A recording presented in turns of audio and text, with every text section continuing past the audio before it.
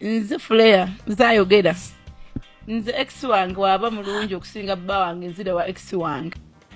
Olunaku olwaliro we bukeeredde ssaawa zibadde obanga 4-5 poliisi awo looya wa Nsambya n'alabikako. Kakati ntegeezeddwako wataabeewo ntaanya etta amenvu, wataabeewo kikyuka kyonna, wataabeewo okusaba, wataabeewo okusiiba, wataabeewo negotiations, wataabeewo bakadde kwegayirira oba bannaddiini abepiskoopi Nsambya twanimulabako mu kkomera Luzira. Nsambya ye musajja waliwo omupango omunene ogusukka abantu ababiri ogusukka Happy Home ogusukka n'emirembe nga mulimu ne other forces ez'amaanyi ezaagala obufumbo buno nga bubejjuddwamu ebitundu bibiri nga tebuliiwo. So lutalo olunene nnyo oluli emotional, oluli psychological, oluli financial, lugazi n'okusingayo mu lulabira. So lawyer wagenze mu kooti? Lawyer wagenze ku poliisi okulaba kuzimu ku statements ezawandiikibwa emisango egyo okwongera okuba nga bagimunnyonnyola, okuba nga naye ateekateeka client we, okuba nti nno beetegekera ekijja. Weekend egenda kubeera very very busy. Nkugambye wataabeewo kikola ki? Kikolebwa. Wataabeewo kikyuka. Obufumbo bw'abaana bano ababiri tuyinza okubeera nga tugamba maneya ne mie. Obufumbo buno si bwa kawundo kakubye eddirisa, bufumbo bwa mpeta. Bwa kyaki? Bufumbo bwa mpeta, bufumbo butukuvu nnyo. Okay. Nsambya profile y'emyaka muvubuka muto myaka 26-27. Mirembe on the other hand kigambibwa mbu abalaba ku national ID asingako omusajja emyaka lakuba national ID takyagala kuddamu kugiraga na okulonda teyalonda akakonge nga bayinza okukuba ebifaananyi. Mukulu mukko kuono mukulu we mufunzi kinenemu mukulu mukko omuwala ye mukulu mukulu mukko.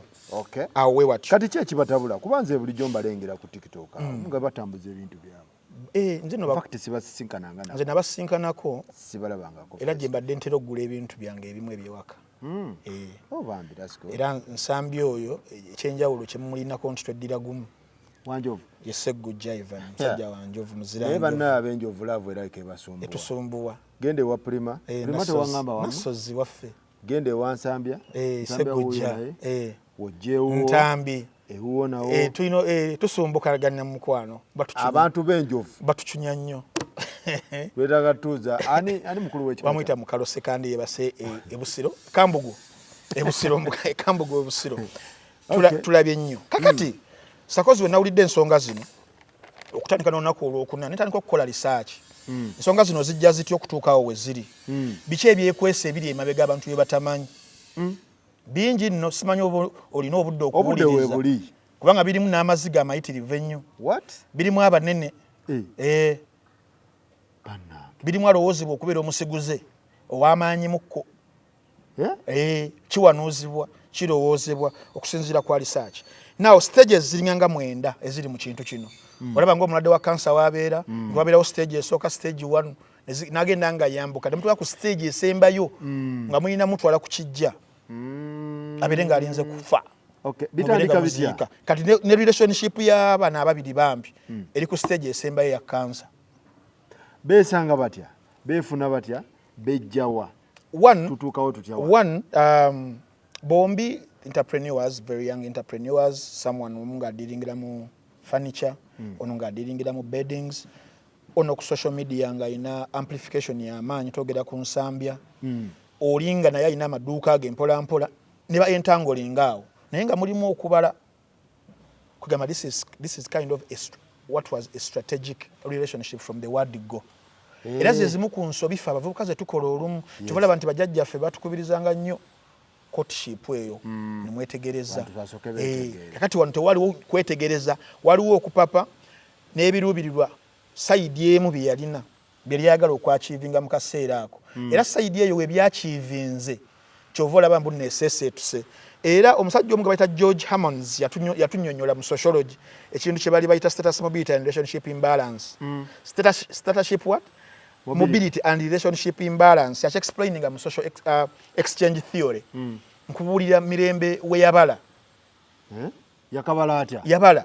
Now batugamba mu status mobility relationship imbalance relationship eno mweri ku stage end, that is stage 1 kyebayita perceived rewards that outweigh costs kitya nti status ya mirembe yali wansi mu kutandikira ddala omubuuzizo gye byatandikira webale nnyo status ye yali wansi naye nga she's an entrepreneur ali mu kubeera nga adiringa mu bintu byakola kibyadiringiramu ey'omwami yaliko waggulu naddala ku mutimagano gwa social media so obufunza omwami yalinamuko yes omwami yalinamuko okusinga ku mukyala naddala denga omukyala amusinga emyaka yes kale kituufu ate munenze kwogera facts tubeereke webale nnyo kakati webeefuna mu third party emanyiddwa nga Lydia Happy Home third party ng'akolawo ki nga broker nga waati nga mukwano gwa mirembe eyamuzigirira nti waliwo omuvubuka kyova olaba walinja kutwala mu triangulation kyenja okubeera nga nnyonnyolako omukwano guyisibwa mu third parties okuba nga balwana kakati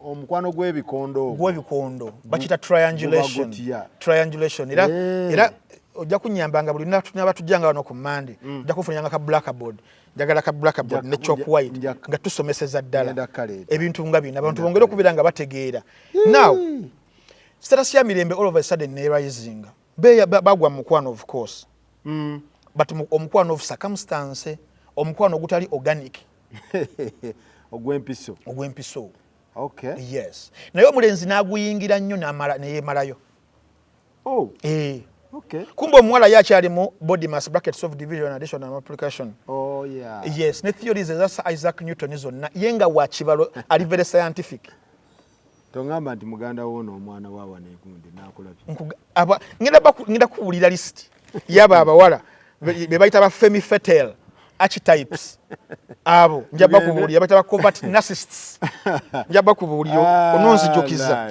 kakati status ya mirembe we risinga na attracting ku network empya kubanga social capital ye erinnya rising social capital rising era munange sakozi tonenyanga abasajja abamu abali traditional and conservative batakiza bakazi bawe kukola tobanenye olumu abamu wadde tuli mu mulembe oguli liberal naye oli ali traditional agamba mukazi wange beere waka tomunenyanga olwa bino bye tulaba ne weekend ewedde waliwo omusajja eyeetuga wano entinda ku bali babirawo ministers village yalina omukyala nga naye baavu mama we yali abeera mukono yo single mother na raising status y'omuwala oyo amufunidde omulimu ministry emu ng'akola bwa PR gayinga mu bano era nga olaba Nsambya furniture kuba Nsambya bangamye musabi nnyo tava ku mavivi kati noono yali church boys ne z'aba Pentecostal warising status y'omukazi omukazi atandika okubeera ng'akola kuba yali wakanaga kankufunira ekyokukola n'amulinkinga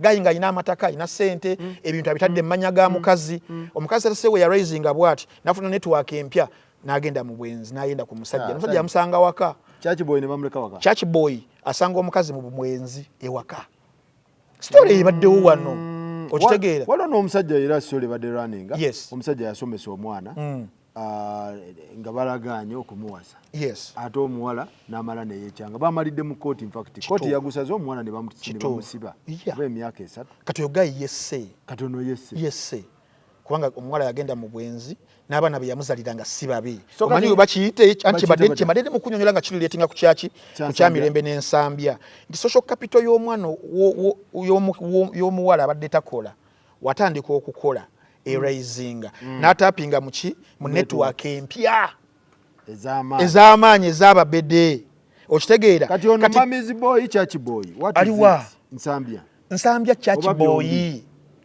church boy ate mamizi boy ali very soft okitegeera mamizi boy nga tubonaabona mbonyebonye n'omukwano nakubeera mamizi boy now social capital we increasing ku side ya mirembe ng'ani agimufunira Nsambya agimufunira ngoge mazima buli muntu akimanyi yes now dependence ye ku Nsambya ekendeera emotionally financially obwagazi bwa Nsambya bugenda because it happens mu social capital mu new network attractinze yes era kyo omusajja oli gwe nagambye bayita George Hammond yakitunyumiza n'akisomesa yakiyita hypergamy dynamics tugenda funa olubaawo tujja dufuna njagala nsomesa abantu bino hypergamy dynamics kyekyo twakisoma mu evolutionary psychology nga bagamba when someone gains singa omuntu atandika okufuna kye bayita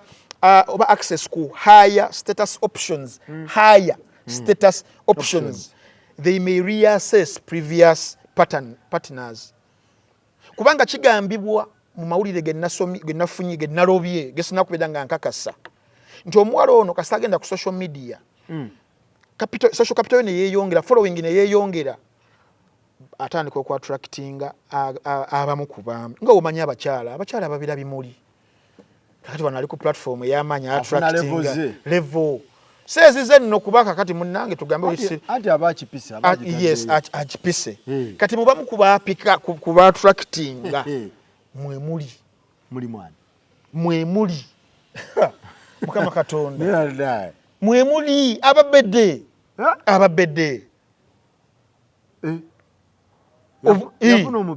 ababedde batandika inbox abasiguze ng'abaana ab'obuwala abalungi bonna we babeera munnange ba-attractinga abasajja baminister bapolitician ba MPs ba general Mr. Politician kasayingira watu awo Omunigeria yamugamba Mr. Politician tayonoonye bufumbo we kakati Mr. Politician kakati now those dynamics zibayita hypergamy nesitandika okubeera nga zijja olwonsambya ali ludda wali waka yabase ali waka fulutotulo ne chachi bwabafunyeko ku budde najja ku mulimu awo n'atuyita ntambi tujja twagenda waawo ntukola content bambi musajja wattu nsambya era twagenda nga olumala nga tusaba sapule jukira chachi etulinaanyaawe yaki ensambya era olumala nga tuyitala ku radio sapiensa wali source of wisdom kakati oli omuwala gwe naggambye ali mu triangulation gwe bayita happy Lydia broker kubanga era yamufunira ani nsambya era nabawulidde mukola emboozi mukati ne mugamba nti ono yajjanga ekiro okunona ng'ono era ze zimu ku nsonga ezaleeta obuzibu sawa 6 sawa 8 zukka tugende kitegeeza ono kikoosi nnyo ono ye Bruno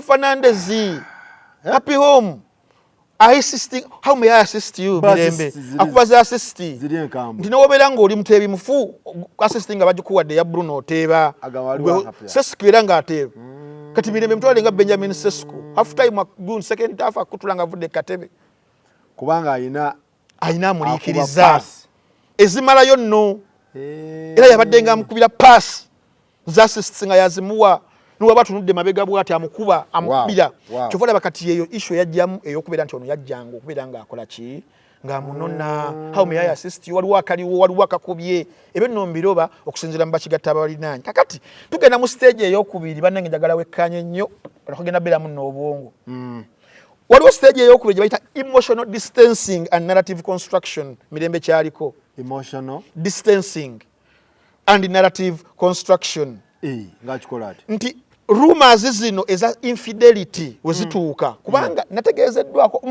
mbu webakolera ku kizimbe ekyo jukira bamaane bagatta ekintu business era ekyo kibi nnyo abasajja temukikola ng'ogatta business n'omukazi oba vice versa kya tabbu naye waliwo yaleeta idea eyo ono Church Boy alabika bagimuleetera buleetezi idea bamusomeramu ate era Bruno Fernandez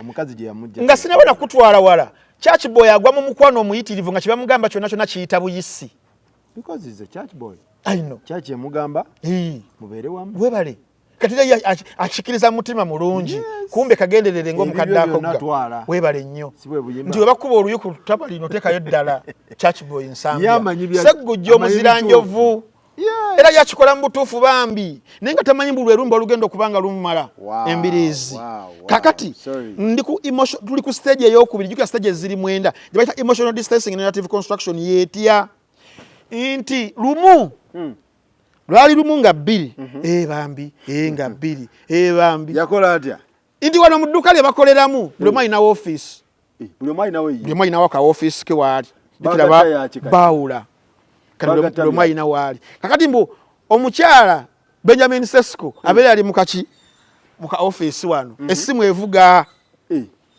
message ya WhatsApp ajibikula. Yeah? Kumbe church boy yali ali muski wali ali kusapensa wali akomawo sawa za surprise wed. Akomawo asoberera.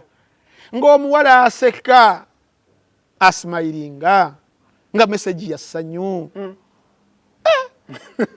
Sambira kamba nga batunze furniture atenga furniture emoji nga za mutima gumutima omumyofu ngali happy ngali swerve ngali narola ngemirembe gimubuganye mirembe nga gimubuganye kakati Nehera likirira mu church boy namugamba yamusanga aseka aseka watayipinga waseka nti atani anyaguze net net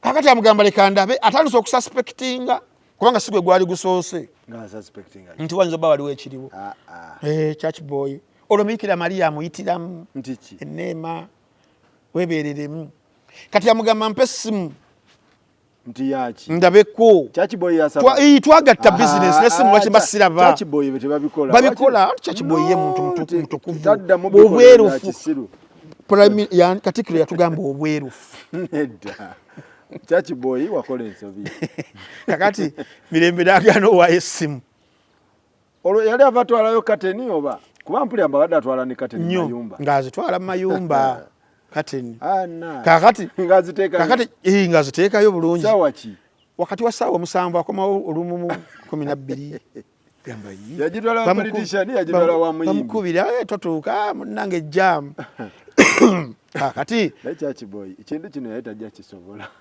church boy omusasira kakati mwana yes kakati mwana wattu omuwala n'agaanira essimu wagaanira essimu n'afuluma mu bukambwe yeba nange ye musajja gwe lwaki tonemerako basajja mbwe omuntu efuga bi tabeerako twakoowa enono nga wayingire emmotoka olina okusanyawo obujulizi nagivuga bagamba agaasaka gegamba taddanga yayitamu awo nze kasaba ngamba nti agenda nayala n'obuliri anti munange egyo emirimu gya beddings mirembe curtains and boardings yes abo ino okwebakako ku buliri olabo ba wali soft ate nga bakiliyanti babasinga bali high status lwaki teyagendanga ne church boy ate church boy alina otwala kabadde ewalala nze no business yange naye atwala ebitanda bye gyabitwala tansumbuwa ono nga watwala ebitanda onatwala kateni ate nga bakiliyanti ba mirembe baba bagala abikolenga webali balabo baddalo oba naye nono yakizuula nti ono gyatwala ebitanda abamanyi church boy bagamba yabaddenga ku mulimu gwe era nga babagenda otwala ebitanda abanaku live munange we bagamba mbutalina ye buzibu bambi church boy ebitanda abadde yabiteekayo bulungi nakuba emisumaali gye natekamu wovulo ye n'avaayo ono wamala okwala obuliri asooka bwe bakako abaagala bakita illustration mechanism abalagi kakati munnanga abadde nga batwala mubaclients abayitirivu ennyo zezo message ezo ezisesa kakati tukyali ku stage 2 gwatuwuliriza n'atulaba ku gossip live yes now omusajja oli gwe nagambye gwata George Homans mweno stage eyokubiri mu emotional distancing narrative construction yatugamba kye bayita cognitive reframing yeno dipatinawo psychologically atandika okwexitinga relationship n'atandika okwagala okuwandika olugero olupya internally mu malya kakati tujjukiremukko bulungi nnyo manyi bagamba abannayuganda temujjukira bintu kali ka video kokubye mu kutandika wagambidde n'agamba nze singa ex wange abeera mulungi nzirayo mulungi ng'ategeeza ki financial beauty ayogera ku finance ayogera ku status ayogera ku discipline ebyo byonna addayo ex we wafuuka omulungi yes ono omupya tomubuulira ndamuzanyika video yako abantu mwerabira tuli ku cognitive reframing nga sinagenda ku stage eyokusatu ya triangulation abali wano ku makola kikabatulaba mu kitwale temumanyi temundabanga nako temumanyi na bba wange inikasi nga sinze mirembe ali wano nze Fuleya nzayogera nze ex wange waba mulungi okusinga bba wange nzira wa ex wange. Ekyo bakiyita cognitive reframing. Ti psychological ali mu kututeekateeka nti wano already ngali mu bufumbo. Wana abadde mufumbo. Yabyogera before bufumbo nga bali mu bufumbo naye ali mu kututeekateeka kye bayita cognitive reframing nti atandika okureducinga defense eri omusajja publicly. Atandika keeping future options ze nga ziri very open. Kyova olaba waliwo ka video akalala njaka kunoonyeza we yali mu mmotoka nga ali ku live omwana namugamba nga twaladdeko mpeta namugaa agenda obibuuze jjajjaawo. Awo emotional distancing kubanga omukazi ali mu mukwano ne bbaawe empeta temuvaako. Omukazi ali mu mukwano ne bbaawe abanga rape yatukana yeeguliranga n'ebimuli naye ng'ayagala image y'omusajja ebeere intact. Valentine's image you protect. Definitely rape era nkulamusizzaako nnyo mukwano. Mukazi oyo mwagala nnyo ya defendinganga image ya bbaawe publicly ku TV. Wadde bbaawe talina kyataddeyo kati yo omukazi abeera mu mukwano. Omukazi atali mu mukwano ndina simbo ey'empeta atuuka n'abeera ng'agijjako. Alagawa okunoonyereza kwammwe kwalaga nga ngalagawa mukuteekayo kateni mbu yalinganga esala zaba customer kwe kujijjako definitely. Kakati tugenda ku stage eyokusatu eya happy professor tugende mpola zino kodi yazikubanga nga aina gyaziteeka definitely nti keeping future options very open. Kitegeeza kituyamba nti obeera mu mukwano n'omuntu n'owulira ebigambo ebimuvaamu omanya red flag otandika okwetegeka weebale nnyo. Yes. Tugenda ku yokusatu naye simanyi mwe abali mukulaba bamwe naye muwandiika ebintu bino banange sagala biddamu wiiki ejja. Tugenda kujja bayita the third party ally. Yes. Broker omutegedde happy home gubasaza mu kabunno. Tosobola kunnimba mu bulamu bw'ensi nemba sitegera bulungi nti happy home asobola okutwala omusango ku poliisi awawabire wa best friend we ng'essaawa zino bali bombi ng'asulwa nawuwe WhatsApp kitegeeza waliyo ekiri emabega. Kiba kitegeeza nti nkikubuulire kitegeeza kaddemu tosobola kunnimba nakunkakasa nti mba ne best friend wange Lydia happy home ne Mirembe they are best friends. Lydia nagenda ku police awabire husband wa best friend we. Mirembe nga talina defense yonna gy'ateekawo mbeera yonna gy'ateekawo nga babeera bonna. Mirembe asula kati wa happy home utwawulidde tekisoboka. Kakati kiba kinnyonnyola kye bayita third party ally nti ebiseera ebisinga oyo gwelabanga Lydia happy home asiba si yabeera asiba kiba kifaananyi. Batugamba we bati mu psychology nabasomesa luli mu family systems theory kye twasoma. Family systems theory nakibagamba where tension between two people is redirected through a third person. But balina tension yaabwe babiri ne redirection eyitira mu third force on naye nga bano we bali mu tension bano ababiri. Okitegeera ono ye abeerawo bubeezi ng'ekibulooka. Okitegeera kakati neweebuuza n'ogamba eyo zona moments omukyalo ono ze yajjangamu ekiro okunona kubanga balina kyabutonde omusajja oyo nsambya mu kwagala omukazi oyo ayinza okuba nga alabye bingi nnyo bitutamanyi okutuuka okubeera nga aboyiringa n'anaabira Lydia mu maaso teva mu maka gange weesonyiwe omukazi wange otamwesonyiwe this and this tubyogera ffenna omuntu ng'oprotectinga ekikyo. Naye ono gwe bajjayo ye basika busikutu bati ebiseera ebisinga munnange era gw'ogamba ku mukwano gwo mugamba munnange tabeera musanyufu ng'ozze waka tokola ki tojja protecting obuki obufumbo. But when you okay that kitegeeza kiri kye naggambe ekya narrative construction mufumbo ye bawoono ye lwaki tagaana ono omukyalo omufumbo okusaalimbira mu maka ge every time watanga naye church boy naye king in jail okuba birds of the same feathers nga naye ono kyaliko n'oli kyakola ki n'oli kyaliko. Kati tugenda ku stage eno omwami gyaliko gye bagamba gye yathreateningira omukazi yathreateninga happy home Nsambya. Okay. Tubiwulira eyo fayiro eriyo. Nategeezeddwako nabuuzizza oli ne mugamba naye obujulizi ki obuliwo? Obujulizi buli vabo, obujulizi bwa message bwaki? Oli n'agamba nti obujulizi obuliwo oli yaŋŋambye I'm going to report as is. Yeah. Inti Mirembe yagenda ewaani ewa Happy Home n'amugamba bba wange yagambye nti ki otaave wakagenda kutusaako obuzibu. Era mu keesi eyo fayiro eyo n'oba ofunye obudde njagala ogende e Katwe olabe witness aliko ye Mirembe.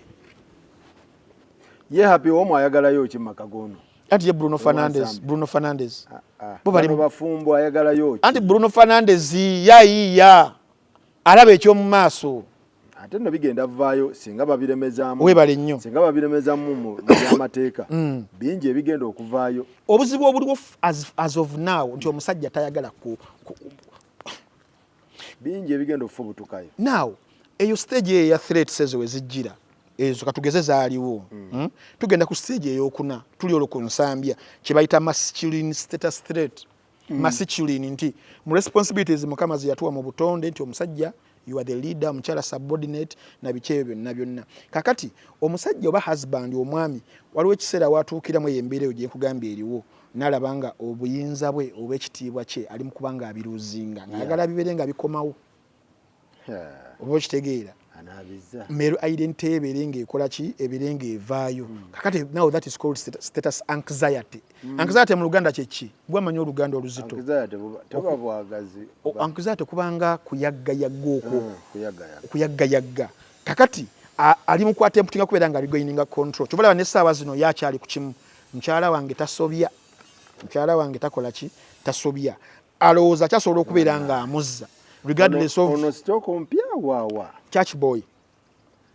New stock? Yes. Church Boy atenga new stock? Yes. Okay. Kakati ekyo bakiyita reactive dominance behavior.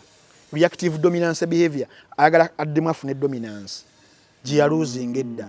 Okitegeera mweno story gye nkubuyidde y'omwami oyo owa Ntinda oyo yeetuze oyasanga omukazi we mu bwenzi bagenda ku church birono bya ddala njagala obuze MC Cuts agimanyi omukazi bawe wagenda mu church pastor n'abagaba basonyiwagane najjayo olunyiriri lwa Luka 27 musonyiwagane n'asonyiwa omukazi wasonyiwa omukazi ne baddayo mu bufumbo baddayo mu bufumbo lubayita emyezi 5 omukazi n'amulimba nti no twafiiddwa mu kyalo ngenda kuziika kumbe tewali yafanga yaddayo oyo gaye kololo n'amalayina ku mukaaga n'abaana nga ababiri nga sibabe sibono musajja kakati nono naye akulaga mukazi wange takola ki tasobya because of that reactive dominance behavior gyasubiramu nagenda kuli claiming webale nnyo yamufuna ali myaka emeka kati oyo omuvuka wa myaka emeka ntegeezebwa nti 26 I'm not sure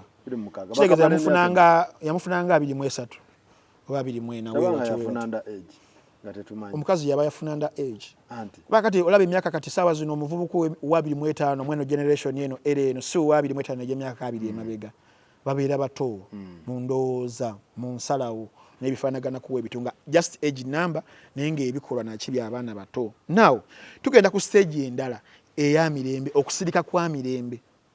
Mirembe asirise mwene embeera omuwulira asirise the silence of Mirembe. Kakati waliwo theory era omwami ono George ngira kuleta akatabo ke kyayita strategic neutrality inti omuntu ono abayagala apime mu narratives ezinamusobozesa okubeera nga asigaza sympathy mu bantu. Okitegera jukira social capital we yalinnya alina business etambula alina abantu we bamulabira kakati awo okusirika kwe nga ali wakati kuli very very strategic to preserve her image eberenga ekyali intact. Okitegeera n'okuavoidinga conflicts eziyinza okubeera nga zijja ayita mu third party mwalwanira webale nnyo.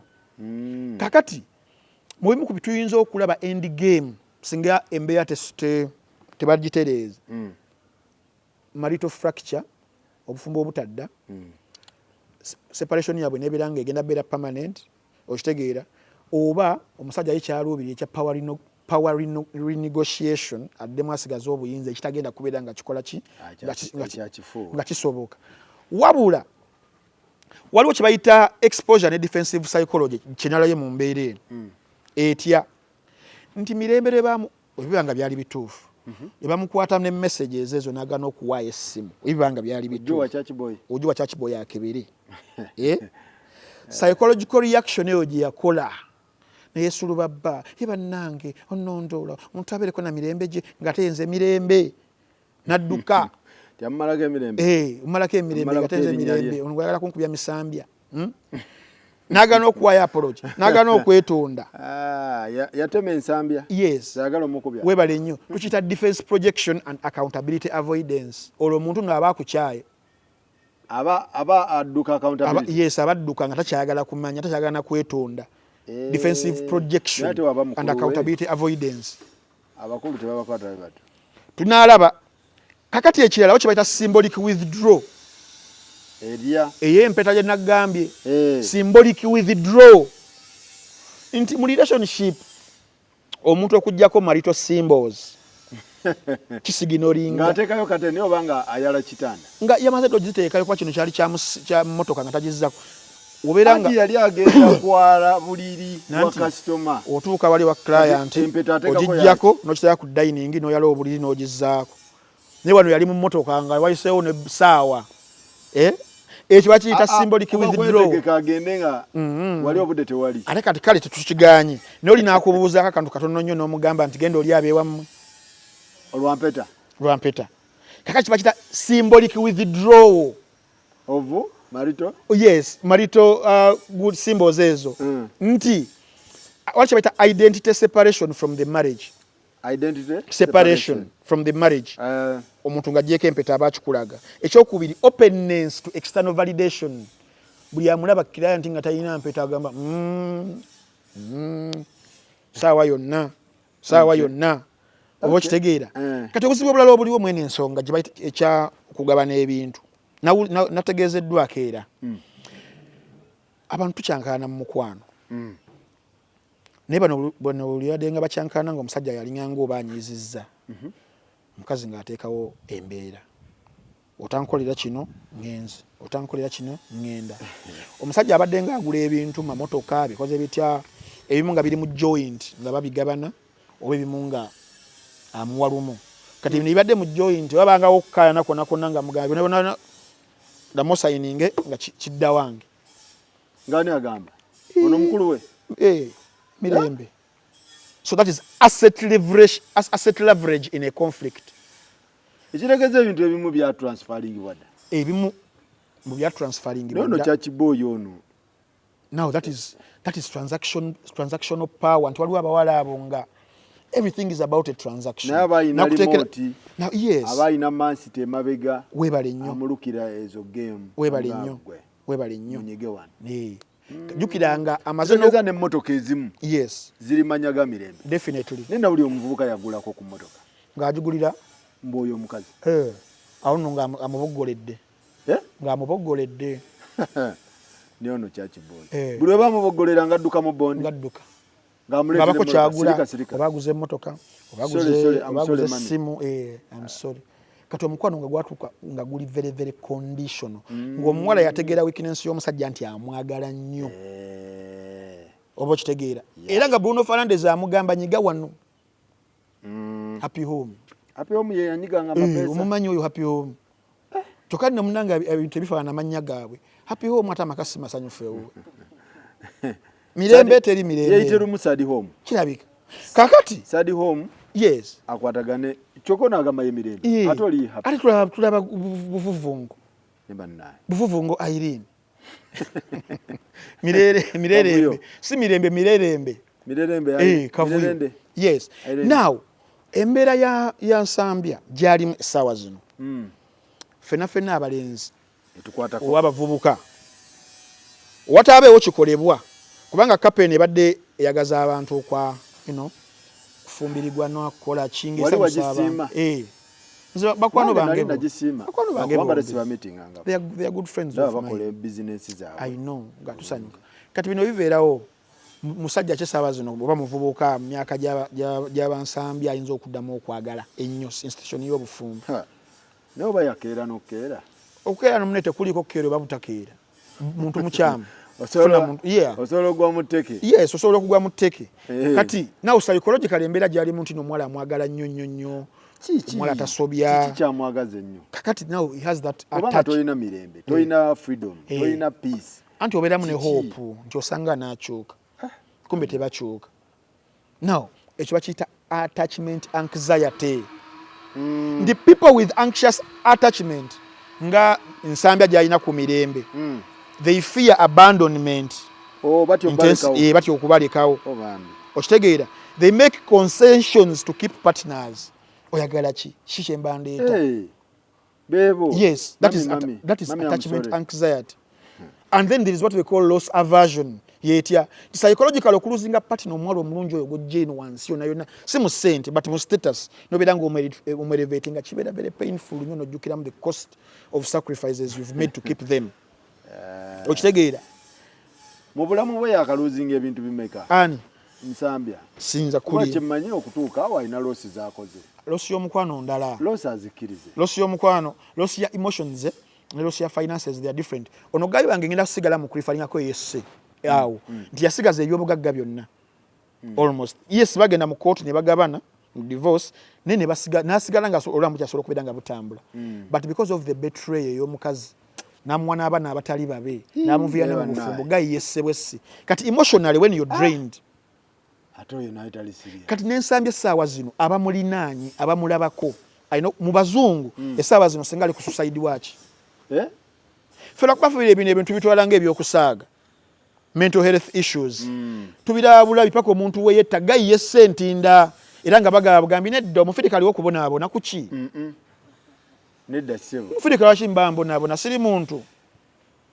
kakati now that obsessive love and emotional burnout eyansambya gyalina eri mirembe tulina okubeera nga tumusabira mirembe talese mirembe wansambya tewaliye takoze ali nsambya naye naagana okusinga nsambya naye yajjayo omusambya nabeera ng'omusajja atawo byandibadde birala okitegeera kakati ekirala ekigenda okwewuunyisa otya n'okutya ennyo kigambibwa mbu kigambibwa mbu yakiddamu kigambibwa mbu emirundi esatu kigambibwa mbu omusiguzi ono ayina erinnya mu society mbu w'amaanyi mbu munnabyabufuzi mbu muleke ali active oba yawumula ali active yagambye yanagambye guno omuzannyo yagambye guno omuzannyo gwe tulimu bano ababiri bano Bruno Fernandes ne Benjamin Sesko baliko Michael Carrick eno Carrick nga yateekawo system formation tulimbise basatu bana kati yagambye Michael Carrick forcing a divorce Michael Carrick oyo mwana tebamuleka seke Michael Carrick yagambye oyo mwana bamuyambeko nti divorce biri mu politician Michael Carrick politician era politician yabadde nga avayo nga akola interview nezi BBC Sky ngamubuuzabuuza nabeera nga kirakira kumbe ateekateeka ki sambya bamukwateko bayinza obyawula 50 divorce awaits as per multiple resources business bali bazigata nga bagatta buli kimu almost nga womanyi nti ofunye omuntu wo mwekasa mugenda mu mpeta wali for better for worse for glory for better for kakati fact ezimukuba zandibanga nnyo kakati mulimu element eyo eyagambye a divorce kola buli kimu guguba era system yalese ya kibaasi gweremezamu kibaasi bagala bintu tolumba kibaasi twekunize ye silence eno jolaba Michael Carrick yaguliye agala divorce mbu nabiwulidde byonna bisoboka temuntuza mu biga nze mbayita decide zonna kino byonna bisoboka yes kakati bwe abadde yakagula Benz naye genda kugundi ku divide andi ruru bagitemawo wakati atwala emipiira atwala yingini atwala city gundi ezo naye kuliko omwe yali atazze mu bufumbo kwaba babi kuliko yali azze okuwummula n'okubala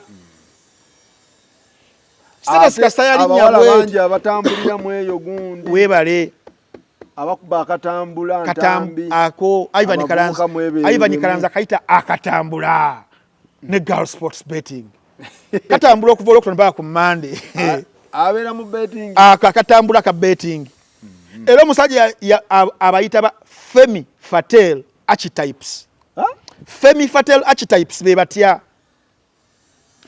nti eyo description efittinga abawala wulira characters zino era bw'oba olina owewuwo ewaka weekennenya ebigambo bigenda okukugamba ku muntu wo olabe oba olina Femi Fatel oba olina covert narcissist oba olina black widow we babayita oba relation predator balina amannya ana they are called relational predators black widow yes covert narcissists oba Femi Fatel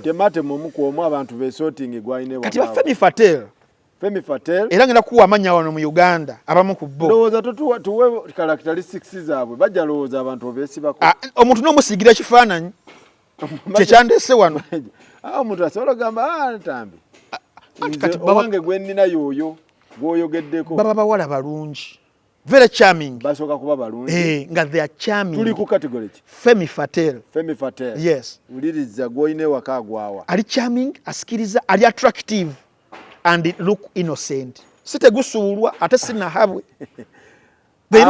aba yeefuula innocent yeefuula fala naye nga mulungi asikiriza abeera submissive tabeera abe ekyokubiri nga they use emotional and sexual influence to control men obukyala bwe bumweyimirira bwakozesa emotionally okufuna kyayagala but ekibi kya Femi Fatel zaabo they leave destruction behind wategeera mbu nno kati agenda movinga akatambula bikula olwokutaano kati asiba ogw'olwokutaano wakuba ekibimba nadda kati wamanya muno wano bamubye risiti agiyuza nasiba endala ku lwomukaaga mangu revenge they leave destruction behind era balaba ku TV awo najja nga lwategedde muno omusajja yamukyawa agenda kumwogerera ebigambo tamalaako alina ekikuta bikoze bitya wowowo tumira ku Ben Bagyo nyomye nkutumiddeko nnyo muganda wange omwagizi wa Espian ne Italy awo e Boston Massachusetts abo Femi Fatel nga tayagala kulekera mukyala yina agenda kujja kukwaga kulwomukaaga bayo neddiba aba neddiba kulwomukaaga ono kulokutana ayuza webale nnyo nga yali sibye ogwa Friday kazagu mukuba akayuza nga webale nnyo tasobola kuleka kalpapula waka mbobanje babayita bani abo ba Femi Fatels kati abo okubiri wono kasuku gwe yalese nga agamba yetasulirawo aliwa agwawa ani oyo wano omukyala yazza omweru nalabye omukyala ku social media agamba yetasulirawo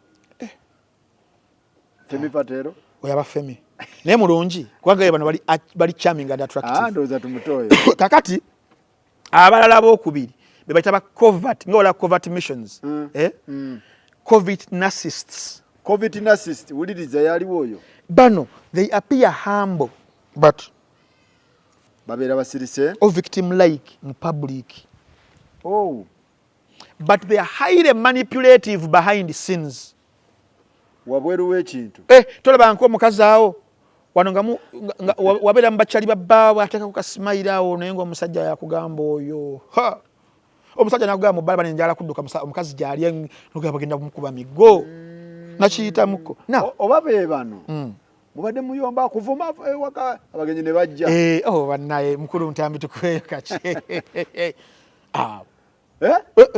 bebo mu bantu humble nga Buddha but they are very manipulative behind the scenes now mu bibakozesa bano they use guilt they use sympathy and emotional pressure to control others ezo kakala ziri mu oyo omwana oyo okusinzira benawulidde bakozesa guilt yes ne sympathy and emotional pressure to control others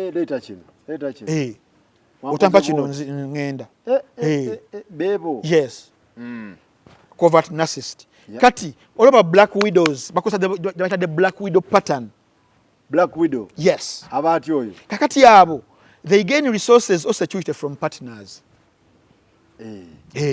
Resources zonna security yonna either emotional or financial mu basajja. Ajija mu basajja. Yes, and they will leave once that benefit is extracted. Wekigwawo ngadduka tabeerawo. Akozesa basajja okola atya? Akozesa basajja buli kimu okukyetuusaako. So akwagala lwa bibyo. Abamulungi. Of course abamulungi. Ziri characters ezisooka. N'omufuna ninga akwagalako bibyo. Webivaawo oba n'ogendako mu sso. Ng'ayitamu ngadduka. Ate oyo nga mubi. Nga they move to the next partner. Nenga ne partner alina okubeera ng'alina. Tebabeerangawo kukolwa mukwano. Babeerawo lwaki? Lwa resources ezo wezivaawo ng'ayitamu. Bakusajja bayita the Black Widow pattern. Tabeera watali. Atabeera watali. Kati ba relational predators abasemberayo ddala abo bakozesa nabo emotional manipulation ne social leverage ne financial extraction. Ezo characters ennya ono mwana gwe nkugamba okusinzira ku mbozi gye nkugambye ayinako bbiri. Waliwo n'abatwala agenda akuŋŋaanyako bbiri. Webale. Ayita sawa musobola. Era kati wano mu Uganda omanya nakulabye tulinawo omanya mu Uganda tulina nawo mwannyinaze wano ow'enjovu mulabyeko. Wano mu Uganda waliwo ow'ebizigo ow'emakindye. Wano mu Uganda waliwo omukyala yaleke South Africa. Wano mu Uganda waliwo omuyimbi yakoze ne video ne omugayi w'ebirevu. Wano mu Uganda waliwo omukyala akola ku TV emu ku Masengere. Wano mu Uganda waliwo omuyimbi kati yafuuka gospel artist ng'ensi emugize. Wano mu Uganda waliwo DJ nga mukyala nga yali TV presenter. Wano mu Uganda waliwo omuwala w'amaanyi omu yagamba nti agenda kubeera executive director wa KCC sawa zino. Awo beba mukwabo. Covertive narcissist. Tumira ku Shakibu. Shakibu nkulamusizaako nnyo muganda wange ogamba otya makiyo ne gundi ya balista mpira gwe gwadde bagenda Kikonde Kikonde kyengedde kutumiddeko nnyo tumidde ku Bajjo Bajjo nkutumiddeko tumira Lwasa Emmanuel nawe nkutumiddeko awo bayinza okunyumiza tumira ku Lwasa ani omulala Ben Bagyo ne mutumirako kaawo tumira Male Shafiki naye namutumiddeko oba Jeno waffe nkutumiddeko we Fiji. Levikson nkutumiddeko. NTV nawulidde birungi si birungi maziga na ku miranga ku abalala bali happy abalala tebali happy kye kigenda mu maaso ku NTV ekiriwo kyekyo nti bamaze okubeera nga bagitunda naye okweraliikirira kungi kuvaawa kungi essaawa zino okweraliikira ejo wandabyeko nabadde ndi Tanzania wagenda n'ogenda nagenda Mikocheni twali Mikocheni Kondo eri Dar es Salaam omusajja oyo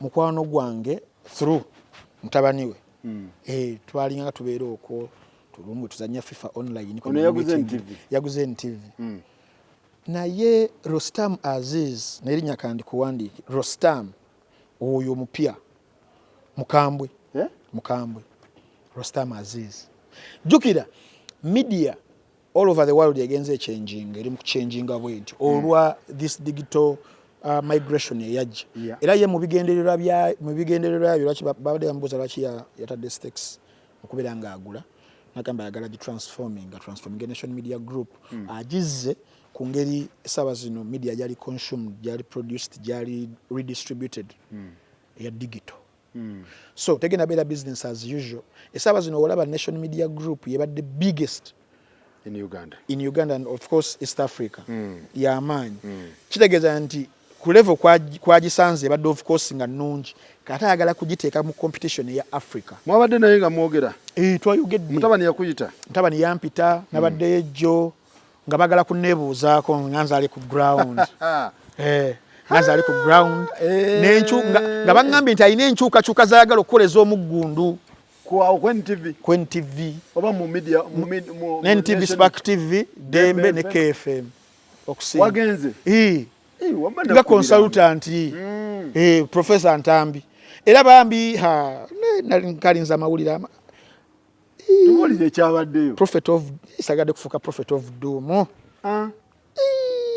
akasajja wangamba ndowooza osaaga nali sisaaga kakati Rostam Aziz tutuuka tulinawo oluswayiri lwange lunafunafu naye nga ye lwa ddamu mutabani yandeeta kakati nga netutandikira ku nangamba what do you know about my empire nenjogera biki bikiererere olina NTV olina biki nangamba now tutandikire ku radio KFM nemubulya shows of course ziriyo because ebitya byabaddeyo namugamba waliwo omuwala bamuyita Doreen Nasasira akola program y'omukwano she's very beautiful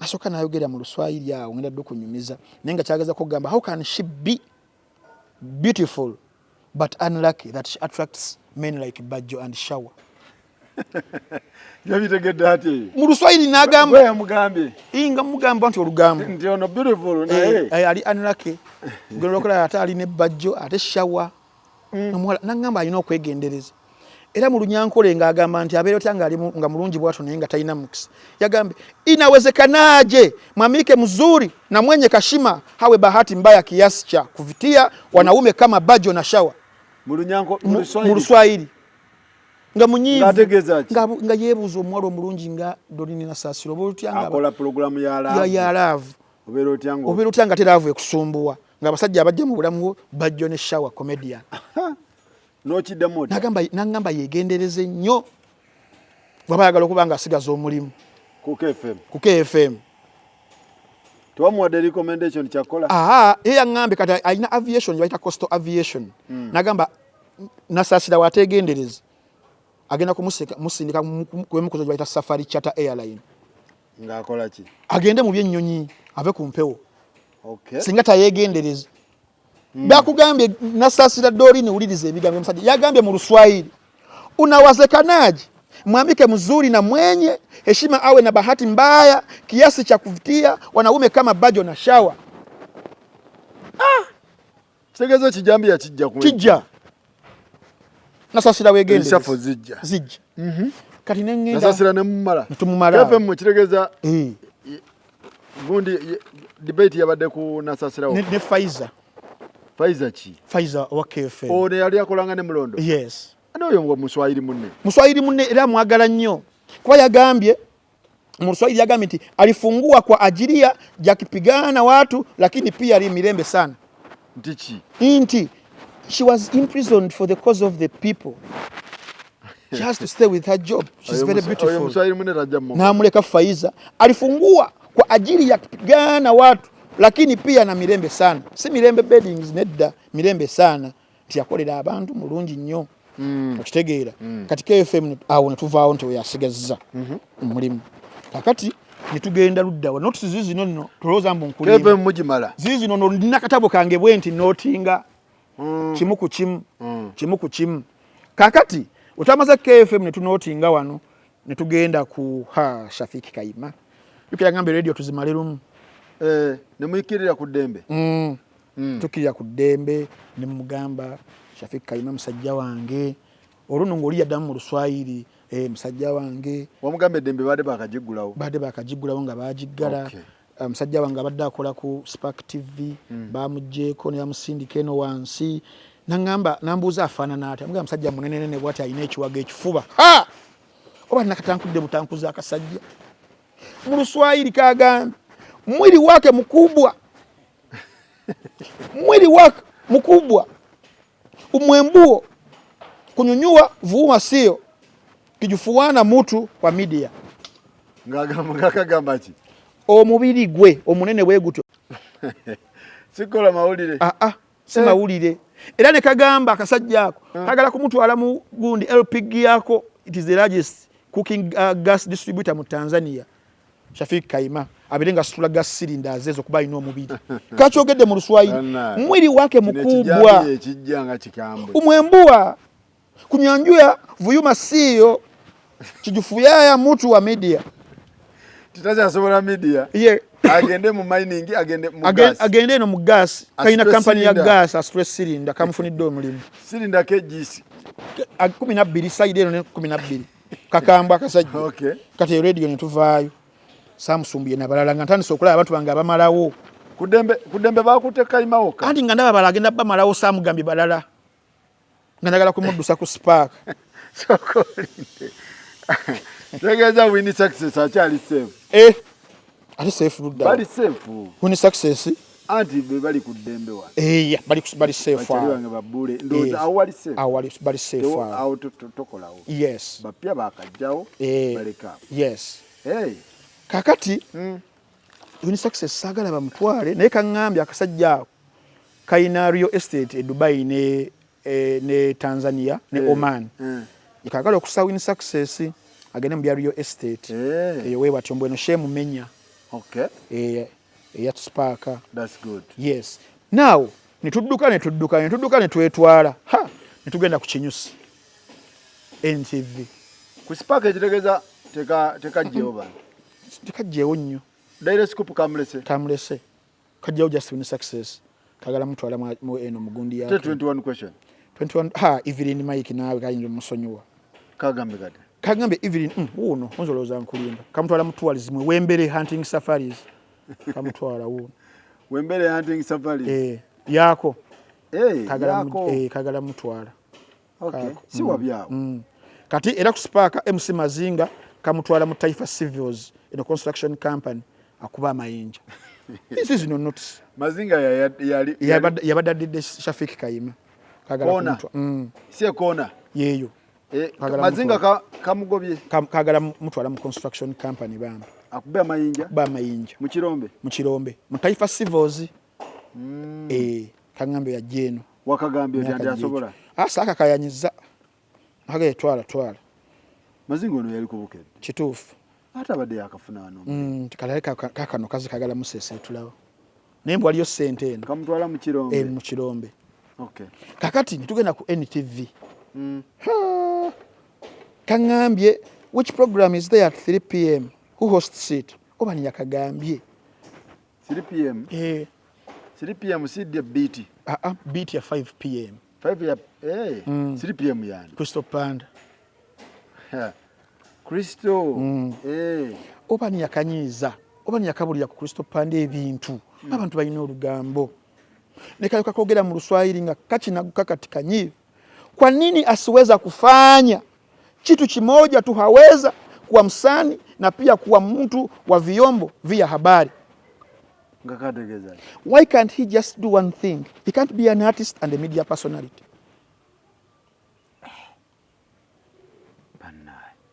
kawade kakambe ko Crystal Panda wawano kamutwala wakankulage wawano leather manufacturing yako ya Taifa Leathers it is one of the largest leather processors in East Africa kagala twala Crystal Panda kagala mugoba okay kamutwala eno akule ko tekakirabanga konti presenter asobola obeera atenga muyimbi ngate muyimbi nikagamba ndida bibaddenga wo kagamba no this is Diamond Platinum taso abeera atenga nga presenter ngate presenter atayogere ku bayimbi bani kade kaina point anyway okay kali tugenda ku ya 5 p.m. da beat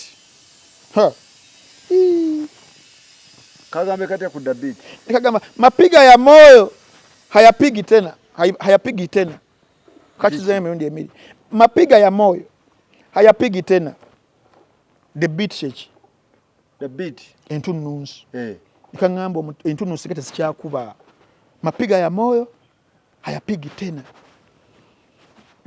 wekagambye netugamba katugenda kukola tutya options ze ziriwa yukira kaina empire ya amanyi nene nnyo sajja fene kamukasukeno mu Caspian Limited mining company yako it is the largest mining contractors ikagala kutwala Daginais Caspian Limited kamutwala mu Caspian mining mwakolene gladiator yali yali omuyimbi gladiator bamuwa mulimu mu Caspian mubakolagana ndagi jagenda Daginais kamujeo nate nekalekawo gundi Linda Den wena mubuza ku Linda Den nga nekifaananyi kya Linda Den akina natandika okumuwa compliments anavutia wa rangi ya kahawia, ana umbo zuri, lazima abaki. Mbuchi. She's attractive, brown, nice body, she has to stay. Kamuleseewo ne DJ. Noli Sami Wetala. Ne Sami bamuleseewo. Bamuleseewo bambi. Lwakidagi bamusindise mu mining. Agenda akola ssente ez'ebiseera bye bivannyuma. Retirement package. Kabadde kazibu nga ngaza kugamba nera Dagi musajja wange. No, this is my business. Kwogera kimu, this is my business. Okay. Kakati mwasuze mutya kamutunuddemu. Mwasuze mutya zino. Kakati mwasuze mutya wetwajogeddeko nikagamba ebigambo bino wammanga. Nakwogera ku presenter wa mwasuze mutya yani? Stella Nante. Kagambye mirembo sana. Warangi ya kawahia. Mwenye sauti nzito. Mwenye akili na mvuto. Like wano gwe yakateredde. Kagambye mubikanti mbuzanga bitegeeza ki. Kagambye katya. Mirembo sana. Very beautiful. Warangi ya kawahia. Brown, deep voice, intelligent. Mbwa ina kale nungi. Ne dobozi. Yeah, and charming. Mirembe sana. Warangi wa kawahia, mwenye sauti nzito, mwenye akili na mvuto. Kagenda muongezo omusala afuna obukadde 3. Kagambye shoka jagalawo nnyo. N'otalemesamu. Nagambye sana poa. Namuyiriddewo omubiri. Oba kuki? Oyiwayiwawo ko ku mubiri biri. Tofiirawo. Stella wamuyiriddewo omubiri kuki? Kuriso panda wagambe bugambe batwale. Batwale. Agende mu mind. Naye wano ku. Ono mwana ye heartbeat wa NTV. Stella. Kweyimiridde. Wacha NTV yimiridde ku shows 2. Show kina. Mwasuze mutya n'amawulire. Genda okebere Ipsos. Mga Katonda mu ggulu. Viewership. Stella omupise. Mazima, she deserves it. Walo kyoyisawo. She deserves it. Very beautiful, very intelligent, very calm, very positive. My goodness. Buli kimu. So Stella kamuleseewo. Kali kagenze ku Solomon Kawese eri mu mawulire. Kawadde comment emu. Kagambe ache kutumia maneno magumu ya Luganda wakati anachati na wanawake la sivyo na tamfukazi kazi. Ndichi. He should stop using difficult Luganda words while vibing women via texts. Otherwise I'll sack him. Tojukira saga ya Solomon Kaweso mwana we yatekayo messages nga yali vibing ambigambe byali ebizibu na wakati wa simanyi biki. Kati atebe kabitegeera kalina intelligence. Naye kawagambe akola. Sigale ne just ebigamba lekemu bijiranga ati. Tumusime kamuleseewo. Obanku gambe bekagambe ku Flavia tumusime. Kagambe Flavia tumusime. Anatakiwa amuache Kabura na akuove wewe mwanangu, la sivyo atapotowaze hiyo kazi. Mpulidemu Kabura. Ngakategeeza. Flavia tumusime should divorce Kabura and marry you my son Ntambi or she loses that job. Kani yakanjagaliza. Nikagamba neddala nange. Ningeza ko gana. Kangamba no, that is it. Kabaka agala Flavia asigalewo. A divorce Kabura atwale munzi. Kabula yamulemeseza okukola. Ningeza ko okuwakana. Kangamba ondoka hapa sasa. Usinjibu ondoka. Wandiyagadde nga gwe. Wandiyagadde Flavia dewo. Kuba naawe oyinza okuba oli awo. Kanjagaliza. Nga gwe toyagala. Tukanjagaliza.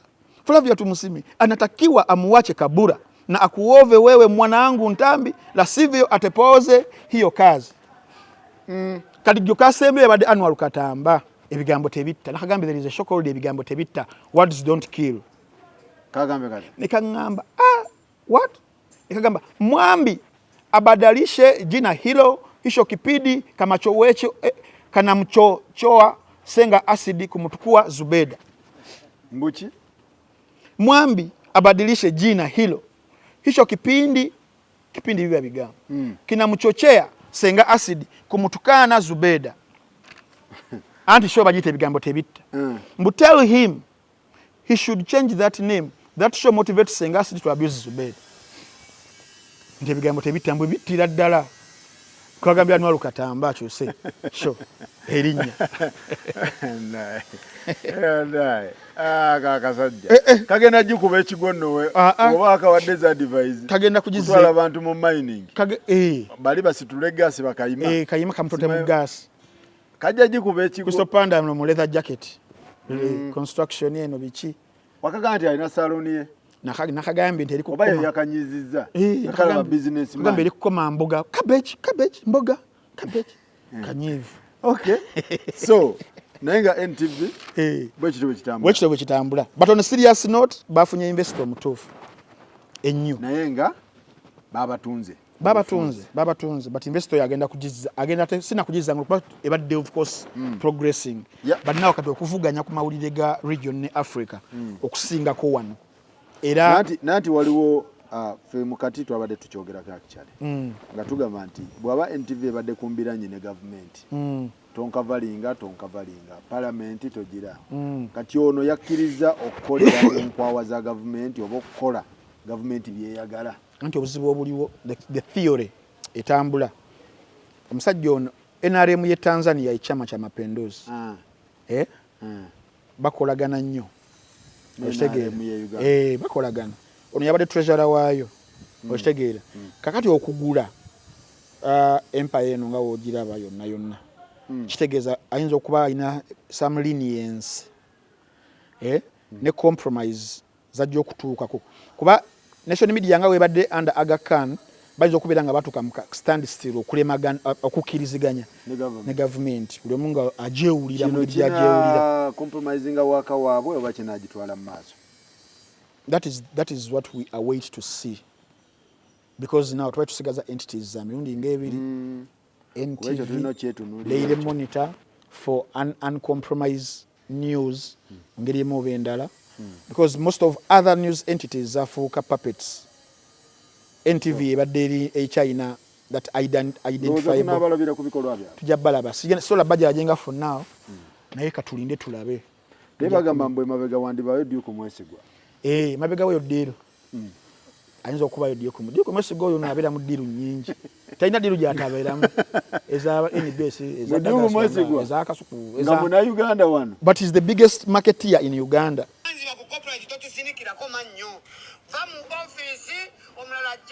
Atukoye corporate yaffe tukoye fa kubasaba nga abasaba abaana abato mwana sijja bakulu bali mu office bali mukulya muchere yajjanga mutono mugene munene bwati mugundi mmwe twagala corporate yaffe mwana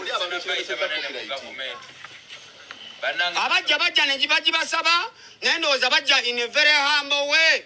Now we are planning to come in a very harsh way. We are demanding our corporate.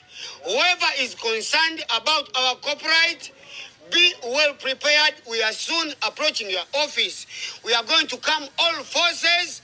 We are Bonjour monsieur. Bonjour pan corporate. Mwe abafuransi ba corporate katika mbabulire kisemu. Oyo King Swaga. King Sa. So kulako lwali lwakubiri. N'oluzungu nga si lwa pitwo. Oluzungu lw'amaanyi. Saha yasoma. Akazunguka sebo mayo omuntu okuyomba mu luzungu mu speed eya saha yasoma. Sajja bali bazala wana. Bali amuzala musajja yasoma. Munyagwa yali aga just mulinyirizaako Tommy. Kakati bonjour pan copyright now close 9 abayimbi abasinga gye nalabye bali mukubiranga bagabaganya yes no kulwanirira nti close 9 mu the amendment gye bagale berenge ekaka radios ne TV okubanga sasula abayimbi music waabwe lwakubirwa wonna okitegeera ku ene broadcast yonna kakati ba MPs abamu ne broadcasters abamu bagala close eyo 9 digibwemu abama TV ba MPs abamu jukira ba MPs abamu ba owning radios and TVs and some big politicians nabo balaba singa ba forcing radios zabwe ne TVs okusasula music uli bamukuba baba nafuwa sente tebazirina boy bagamba kakati contestation yao okitegeera kakati boba artist bagamba nti ojja mu close 9 n'ogijjamu ebeere the entire purpose of the law yes lwaki bagikwatamu kitegeera era argument y'abayimbi abasinga bagamba nti radio stations zino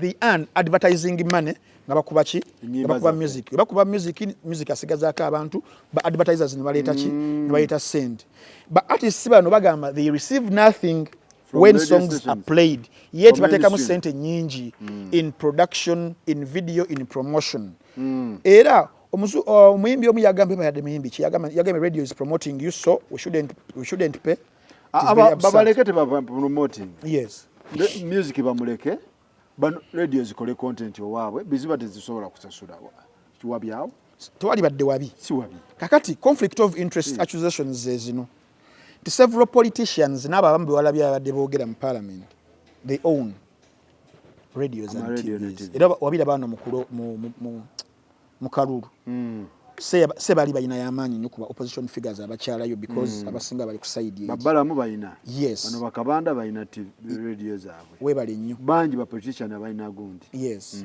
kakati lwaki etteeka lino liri very important eri music industry ya Uganda lwaki twagala liyisibwe including me linaayita kweli but I have my reservations zingenda okubuulira nti when they pass it will create the passive income for many musicians, but not automatically. I'll explain. And it will also formalize collecting societies that distribute music. Collecting societies for UPRS Music, UFMI Film, and Uganda Rights Reproduction Organization, abobutabu baita Euro. Naye obuzibu obuliwo abayimbi for their influence. Politics yagenda n'abasika n'abaza ku side eno. Yabano abakola amateeka. Yes. And it's called patronage. And patronage, sometimes it works better when beneficiaries depend on you. Nti banabimbi kaswaba wabino baba kutadde omuyimbi ng'abeera bakane waba tayimbe ku stage nga sente zijja kitegeeza onoba omwetaaga mu mobilization y'akalulu tagenda kubeera ngajja oba kitegeera kati mu patronage system eya M7 gyaliko nti abantu bangi nnyo alina kyabawa kasente security connections favors protection n'ebifaanaganako weebityo handouts appointments mamotoka ebyo in exchange okubeera nga bamuwa political loyalty ne campaign mobilization nti abayimbi tubalaba ku campaign performances wabalaba abayimbi tubalaba ku state events advisory roles baziba wadde kolo babo balabye nga bali awo kakati wano mukwagala okusikana okwagala okusaba copyright eberenge janga we ino kuberangije eberenge bawa stable income ali very automatic now bajja kubeera bali less dependable on those political favors abadde bafuna so in patronage politics ono owampankuwe dependence dependence equals loyalty wembankuwa olina okubeera nga oli loyo gyenkola ki jendi and also independence wealth oba independent wealth reducing kibaita political control bwe kiri ekyo kati basobola kubeera nga bakikkiriza mu mbeera nti bali mu kubeera nga bakola ki nga basiitaana awalala media owners kugabe bali politically connected era eyo gundi y'amaanyi nnyo factor kubanga bebasinga abalina okubeera nga bayisa etteeka eryo kusaidia national resistance movement NRM oba kiraba naye obuzibu obuliwo si bwebo obuzibu obuliwo bwali badde obw'ekibuuzo ekikulu kyali badde singa bagibawa copyright law nga ne clause 9 esigaddemu does it guarantee automatic payment automatic wealth eri abayimbi abalina waka kakati sikikyamu era buli muyimbi alina endowooza nti no copyright weeyita bagaggawadde yagenda yola bakyamu emirundi 11 ku 100 impression eri mu kubeera nga ebagenda balowooza we bagisayininga we batenkeera nga buli kimu kwekiri bagaggawadde ebagamba kyekibasibye esaaba zino ne copyright law eriwo ekola ya 26 gye bakola ne bawa regulations mu 2010 ekola mu ngeri gyekolamu naye copyright ebeera nkonti no kyekizibu kya music wa Uganda as people think. I'm going to give you industries as a music ezina copyright system eri even much more strict ngeyaffe naye nga abayimbi bali mu kudaaga South Africa Ghana Kenya South Africa just recently amapiano gayiseemu buyisi but according ku nga gundi weri ku paper industry yali badde singa amanyi mu Africa but Nigeria ekola ki ekola better esinga naye okukidiginga deep ono mu Uganda njagala ombulire oba tulina ebintu bino wammanga kubanga waliwo ebintu okubeera nga bisooka copyright ejje ng'etuulako butoozi so si yo okujja nga bino tebiriiwo one royalty collection system togera collecting societies ziri mu mbeera ki What is the state of UPRS? What is the state of UPRS? What is the state of UFMI? What is the state of Uganda Reproduction Rights Uganda Rights Reproduction Organization yabatambuze Charles?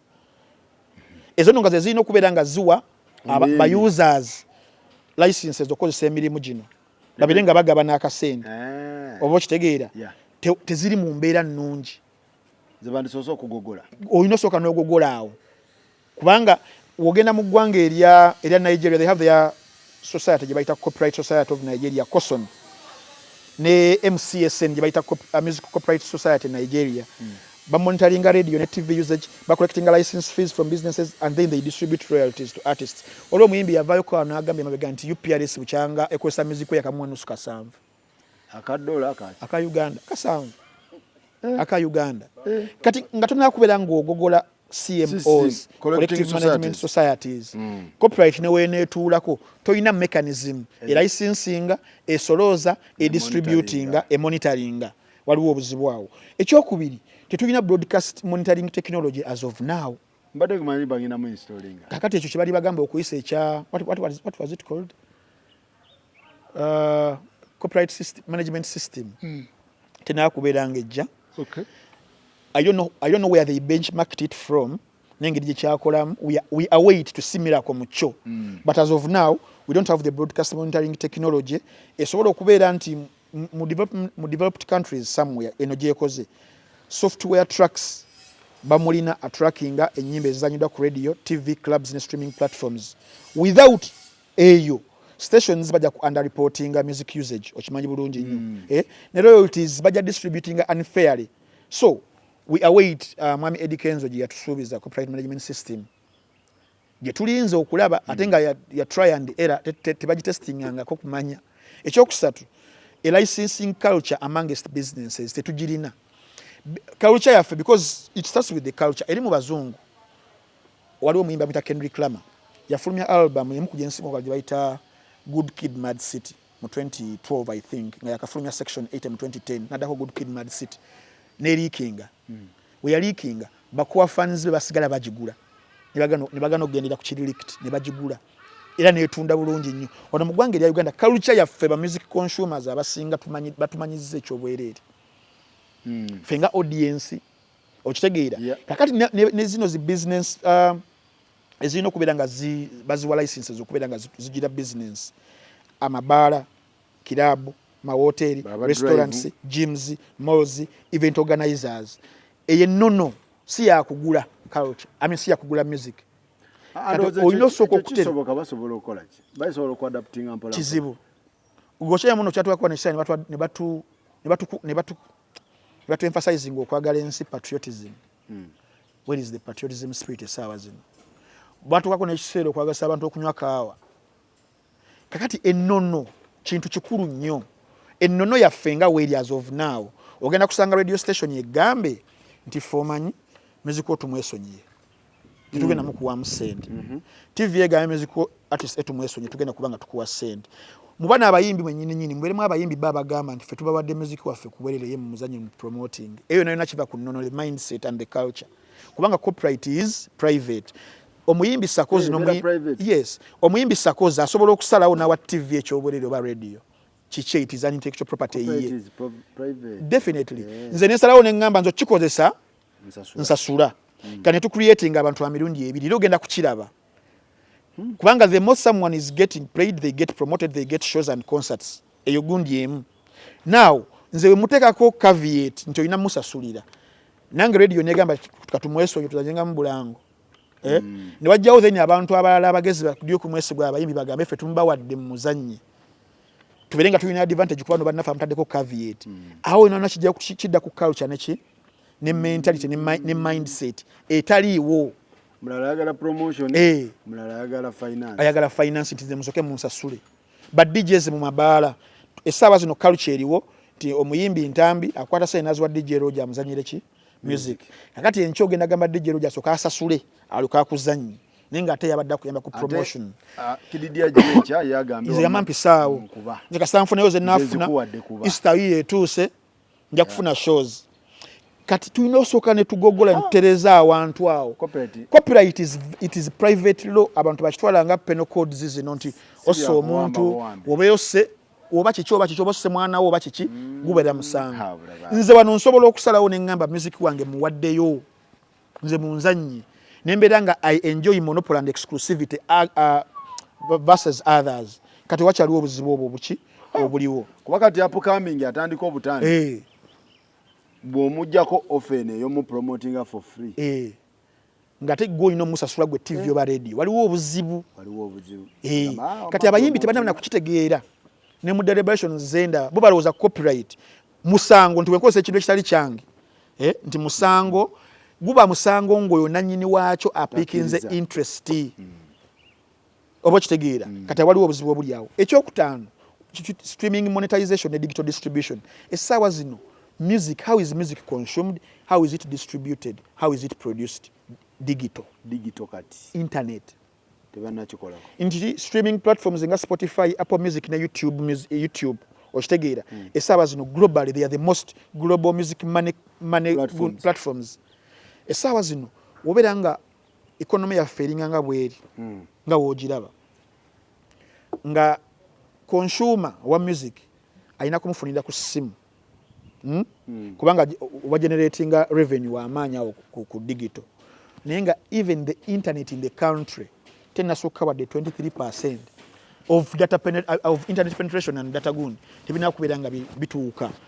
Waliwo areas ezimu gyogenda okutuukamu sakozi ng'okusanga omuntu alina iPhone oba omuntu alina smartphone abakabaka ku kitundu nga tebiriyo naye nga they are the consumers abalina okubeera nga balaba platform zino zibeere nga zibasasula. Kino kitegeeza bayinza ogibawa era nebafiiririra. Definitely bino nga tebina kubeera nga bikolebwa. Then the professional artist management mu ggwanga erya Uganda. Do we have experienced managers? Do we have entertainment lawyers? Do we have branding strategists? Do we have international booking agents, for example? Do we have export infrastructures for the global market strategy? Do we have diaspora marketing? Do we have international collaborations? Do we have global touring circuits? You understand? How about the enforcement, the anti-piracy enforcement? I don't ground. I don't know. Atereza bano ya UPRS. Yes. Na chiruka. Nekati eno gyatandikidde ndabanga. Bajja kiba wakibalemerera. Kibalemerera. Nti nuli batuwa copyright mu 2016 tusanyuka ffe abaaliwo. Naye ne batuwa ne police bagita IP unit yawo ku URSB. Naye nga ogendayo ng'oyagala baku enforcement nga bagenda kwebuzaabuza before you know nga oba kitegeera. Kalinga ne enforcement tekola ki teriiwo. Wali mu kutandika naggambye waliwo ensi ezirina copyright law erina buli kimu kyonna ekyannaggwano naye nga industry oba abayimbi baavu nenjogera ku ggwanga lya South Africa waliwo atadde mu comment awo mulaba ntambi tali informed South Africa gundi y'amaanyi nnyo kankubuulire wano Copyright Act ya South Africa gye bakyatambulirako ya 1978 it is one of the strongest copyright frameworks naye bibi nebiri mu ggwanga lya South Africa nti no industry yaabwe teri globally dominant nga Nigeria yet basooka Nigeria okukikuba ba Lady Smith Black Mambazo ba Huma Sekera ba Yvonne Chaka awo bona abajjaawo Nigeria I think balina Fela Kuti owa years ezeze mabega awo bona wadako they were struggling paka ebazimba infrastructures zaabwe through the Dibanji era the omusajja ono yantuface Idibia era now eggwanga lya South Africa ne obutuusa essaawa zino balina disputes royalty disputes amakooti buli ssaawa naye nga emisango tegigonjoolwa balina fragmented licensing structures balina limited global export strategy for artists baabwe era abayitamu be batono ennyo ba anomalies ngono omuwala yawangudde Grammy gwe twayogerako luli Taylor oba kitegeera ne Nigeria yekolaga buli myezi esatu efulumyayo act omwomu ate ng'agenzeyo tadda bano bamwegattako ki bamwegattako begas neighbor affe Kenya wano waali copyright yaabwe eya enforcing ba Kenya Copyright Board collective societies nazo zirina obuzibu low royalty payouts n'ebirala n'oba ogenze Ghana Philippines Jamaica nabo baswagoli Jamaica yemu ku industries mu nsi yonna ezina cultural presence ey'amaanyi ze zimu kuzisinga walabe Shane egendo bere London wagirabyeko walabe roster yeah wagirabye najirabye naye kikwewuunyisa nti no bo ng'abayimbi wobala what we call wealth and its proportional to the cultural influence eri wansi nnyo because balina domestic market eri wansi eri very slow balina weak royalty collection historically then global profits often bas capturing foreign labels is capturing ninga bajamaika bandi badde bamu kubasinga obugagga because by influences the music wensi yonna reggae music ayimbwa abajamaika asinga consumingwa mu Europe oba kitegeera laba dancer webale nnyo but balina obunafu obwo okiraba e Nigeria lwaki nti nno wadde copyright law yaabwe sina y'amaanyi nnyo mbu bagitegeke essira naye be basinga okubeera nga balina lwaki gundi yaabwe nti y'amaanyi industry population ya Nigeria for example million bali bameka singa 2 plus 220 plus compared ku yaffe for example ya 48 millions kiba kitegeeza nti balina listeners bangi bakola concerts ne shows nyingi balina streaming revenue munene era balina advertising partnerships kati bakole balumbe parliament bekalakase what is it in Nigeria abantu kyebeerabidde ebimu ku byesinza okubeera nga bibafunisa sente ze bafunye the diaspora influence which is very massive eyuko baddeyo omanyi dominance ya Afrobeats UK US Canada ne Europe okutwaliza awamu diaspora ebayambye okubeera nga Afrobeats zili spread globally then bayina ekyamanyi kya ba adapting amangu nnyo streaming ne digital distribution ewaabwe finga twebase tuli mutulo ngobadde okimanya mu ggwanga lya Uganda abayimbi bangi abamu ne music waabwe tamanyi gyali tamanyi gyali ba publishers abalala nga music yali South Africa ali Kenya nga tebamu owning abamu nga na YouTube channels bazikoze 2017 2018 2019 nenga bayimbi bamanyi ba stars baffe nga bambalabide kantu definitely kantu nation definitely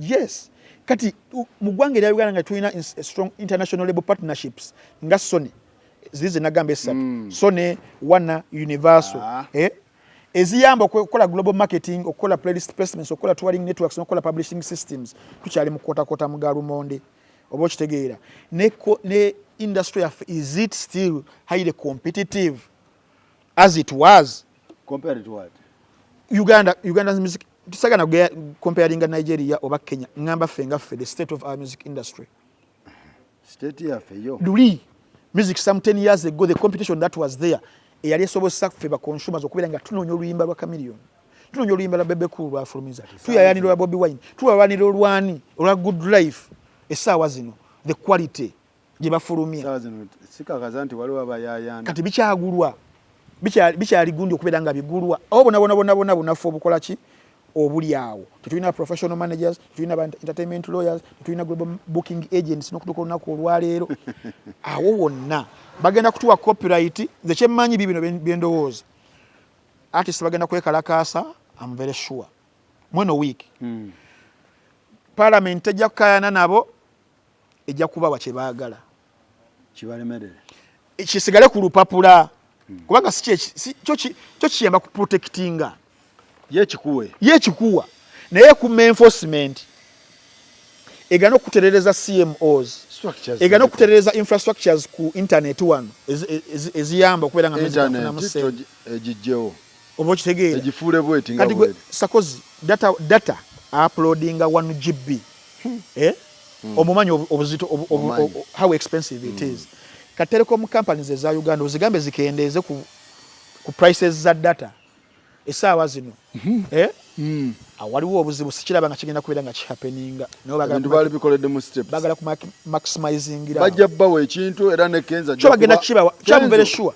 yagenda ku achieving ekintu definitely nti ye yabagirayo yes Musa yani yatusa abantu e Israeli yali Musa yali ani abibateera yagenda kubibireta era namwebaziza Eddie Kenzo ne Shiba n'abayembi awo nti mwebale naye nga bino temubitaddeewo in place tugenda batukotakota mugalu abatayinaawo tewali kigenda kubeerawo mga Katonda abatayinaawo tewali muyimbi kyagenda kufuna baba basolooza structures zisolooza tewali yege tewali internet gye mulina okusoloolezaako wewali music awo nawo wafu kati radio bantu bameka bakyawuliza radio sorry to say that ekiri awo kubanga radio yali dominatinga ng'olimba lulina okugenda ewa Chris Luuge lino gende wa Mandevu lino okitegeera lino gende wa Abu Chazibani TV ngolimba lino gende wa Kazola lino gende wa kale sawa zinawo no bali wansi dominant figure are distributing and consuming music yono ali wano okusibula abantu njagala okubajjukizaako kuba naffe ono wetuli tuli ku Lishi Resort Hotel esangibwa side za bano ekisaasi balina gardens ezimu kuzisinga obulungi mu ggwanga Uganda wosobola okubeera ng'otegekera emikolo gyo gyonna oba mukolo gwa mbaga oba kwanjula oba graduation oba birthday bajja kubeera bakuhostinga bulungi nnyo balina ebisulo birungi nnyo balina ebbaala ddungi balina kitchen kugamba walungi nnyo emiti ofuna kawewo wali spacious bulungi nnyo so jangu ku Lishi Resort Hotel wano ekisaasi obeera okkirira kyanja ku mukono gwo ogwa ddyo akapande ojja kubeera okalaba bulungi nnyo nnyini ddala bannaffe abamu nno wakyolwo mbeera ntandise cap bagamba ku mitwalo 3 egya Uganda ogenda kubeera olaba films enjogerere mu bavijezi ba Uganda bonna Crime 101 kamaze okubeera nga kafuluma mu Chris Hemsworth ne Michael Ruffalo mujjukiranga Incredible Hulk ate oli omujjukiranga Thor kati batiminze up mukano bafulumiza kalala Crime 101 namulimu ne Halle Berry kalungi nnyo muno wachi mu video Crime 101 video junior yamaze okubeera nga akakola video junior akalimu the Incredible yakakoze alina Stanley oli ekiro twalina junior ne Stanley ne MC Meya nange naliwo Stanley muveeko mzee Stanley muviireko ddala Stanley yagamba muveeko Stanley muveeko byayogera byonna big up Stanley yes Stanley muleke bigamba so video junior webale nnyo webalire ddala bu films of course bungi Slow Horses nako yakakoze ka seri mabanyumira series obutundu bulinga buna kwebulojja busangako Mexical yakakoze of course akone films endala video uliyo wange yakoze kandabe wano Behind Her Eyes ka butundu mukaaga for now kaseri kalungi nnyo Mate Supreme nako je kali ne Midnight sakone films endala video emi kandabe choyina wano ina Subeda Chiyindi cha seri kirungi Subeda kalungi nnyo ne Cold Storage sakone endala so genda ku muno watch onaku lwalero subscribing nafe ku masimu kwetuli oba abakozesa TV application oba togirinanga oba inamu obuzibu genda ku web.munowatch.com ojja kubeera otufuna mitwalo 3 jokka oberenga otulaba ekifaananyi kirungi buli video wa Uganda alioko exclusively tabeera walala wonna tebaguza kapa mu kutiya ne bakuwa linki abo abakulimba benonyeza byabwe chap sina nnyo budde kanzulweko wano side z'emmengo ngende ku Beaver Organic and Natural Health Products agamba tya Dr. Richard Senjobe yagamba kimuntu ino ye ajjanjaba endwadde zonna nga zijjanjabisa butonde oyina pressure oyina sukali oyina musujja oyina senyiga ndwadde za kyami ez'omukisenge oba za kikyala wonna buli kirwadde kyonna magumba asima alusa kwegamba njogere kindekeki genda awo emmengo hamu kasarudi ngoyambuka masengere ojja kubeera osanga Beaver Organic and Natural Health Products Dr. Richard Senjobe nkutumiddeko olwo mbeera nvaayo nzirawa kangendeko oluddawa ngendeko mbannaffe awo ekawempe aba Apple Studios bagamba batya bo bagamba basomesa enkola ya artificial intelligence ensi kwati kwetambulira abayimbi abagala copyright nga temunafuna artificial intelligence classes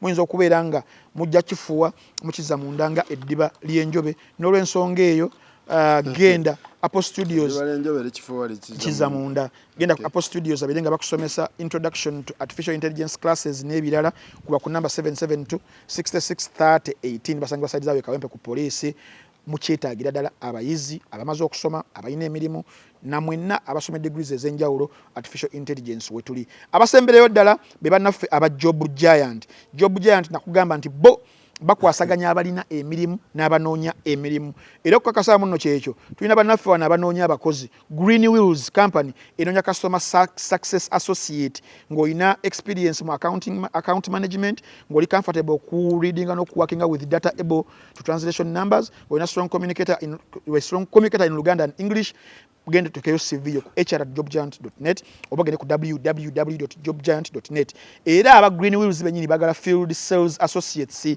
era bano olina okubeera nga omwaka gumu ku ebiri mu field sales n'ebifaanaganako ebito Oluganda n'Oluzungu ng'olutegera bulungi nnyo basangibwa side zaawo e Kampala teekayo okusaba ku hr@jobgiant.net era twetaaga training associate for Green Wheels saako ne ba customer acquisition associates awo just madde nkusampalinga okulaga nti Job Giant abanoonya abakozi bayitirivu kati nga bano n'abalala bangi woba ogenze ku mutimbagano okugenda kusangayo bangi abagala abakozi so gendayo gwanoonya omulimu naawe anoonya abakozi ogendeyo mu www.jobgiant.net oba oteekeyo okusabako oba CV yo tujja batugimprovinga bulungi nnyo so kuba ku namba eno y'essimu nga sinaakubeera nga nziruka obeerenga omanya ebisingawo ku ggwe anoonya omulimu naawe ayagala okubeera nga onoonya abakozi enamba eno eya office obagambe mukulu Ntambi yatugambye musobola okutukwasaganyizaako either olina diploma certificate degree PhD oba masters mu fields zonna kuba ku namba eno bannange sakozi nginoonya wano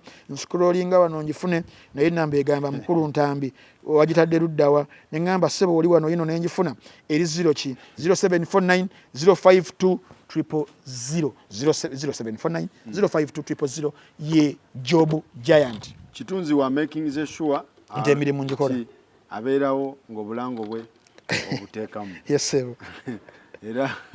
era omulimu ogumaze naye nga abantu waliwo abantu benda bawo ku social media abawala nga bagambwe Kyanjabo walinga Kyanjabo walinga bavaawo abantu Kyanja alina bbeera kale bwatonga waali kubanga twakoowa Kerere gye babeera yabaddewo ku social media naye simanyi deserted whatever simanyi abantu bulijjo beesudiya naye wabbowa baagala byogana waliwo ebifo besobola walina woogula bunzaali sijja kwogera bifo by'abantu naye babeera eyo mu biwogana weebase trailer eyitawo ekiro nawoogula kanzaali simanyi ne butto anti tolina woogula kanzaali olw'ensonga eno waliwo eno status area olina status olina osooka okutuukako ng'ogula bintu bya mwezi soko noonya kanzaali awo dduuka ki eriri awo okumpi si Ekyanja ffe tugula bintu bya mwezi nostokinga mu firiji na buli kibyonna byonna mbuwabbo walinga status ng'otuuse mu kaseera ng'oyagala inner peace toyagala bikuwoganya toyagala bakusumbwa toyagala ba neighbors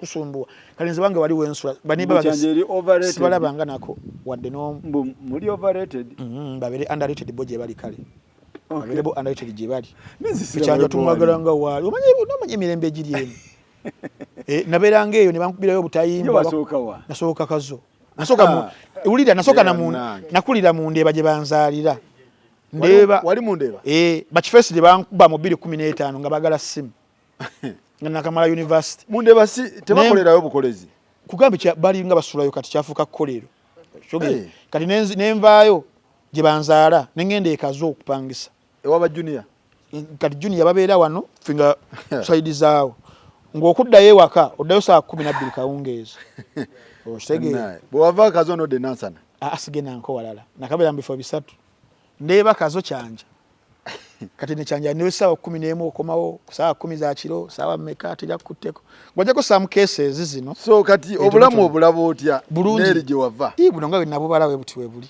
neeyagala so olabade Duke abeera eno Duke yeebeerera eno buli muntu ali eno nno abaana bakyali ku ebyo Kasuku abeera eno Duke Mwesigwa abeera eno Shalom abeera eno MC Katisa abeera eno Winnie Nwajja abeera eno Salvador twali nayo ffenna luli abeera eno Salvador weno ntale bonna beeno MC Meya naye nansana ayito Meya tugeza n'ojje waffe we nansana addayo saa 10 akaweza akawungeezi wezisukawo alifuna afuna patron emwerekera alinga Mariachi okay so bana yabagamba nti Kyanjabo ate mumutegeera simanyi overrated haunted simanyi haunted place simanyi eri deserted baveeka sibategeerera ddala bamanyi bifo byabwe biri enewe obutale bweno by the way kirako ekisumbuwa abantu obutale bweno obusinga si bwagundi si bwa mibuulo ate bulina specific areas we buli kyennyanya biki matooke simanyi biki balina obutale obuli gundi kati ndowooza yabadde abunoonya era nonya wagula miera nakanzaali kanamyera abe baagala okimanyi ne tonyinyira wekyanja mutono n'okusanga n'akaveera polythene tetubimanyi kuba nambe muyalanga nambe muveeko musajja wattu baagala gye bala kyetutumula abalugu kaama gye baagala ekyo bambe mmere eno tekusa ati nambe yagala lusozi owaluuna oba wa papa akakaseti n'emmere ekkusa bwemmere ejanja sebo nambeemu yatugamba tuli ku mazzi eri tulinanya amazzi mwe mugasangawa tuli ku nnyanja nemugaa nambeemu bwemmere ejanja tekkusa mutekkusa yagamba ira bwomere bwe bampadde